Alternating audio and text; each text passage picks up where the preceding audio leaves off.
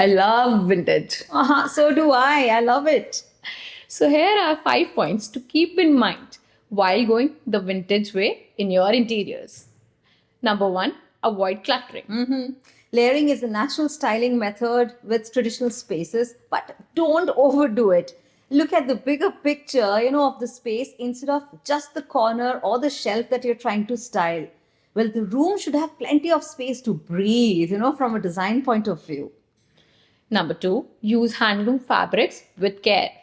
Natural dyes bleed. Well, so use them in places that don't have too much wear and tear, like a sofa or a direct headboard.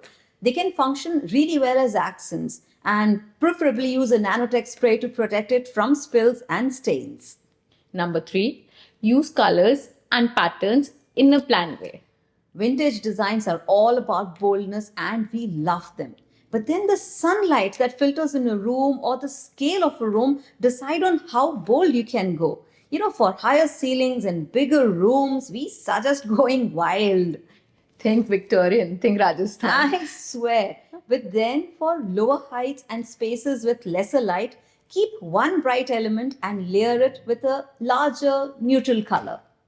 Number four, choose your materials carefully. True. Well, some materials age and they look beautiful with age, and some need a little maintenance to keep looking beautiful.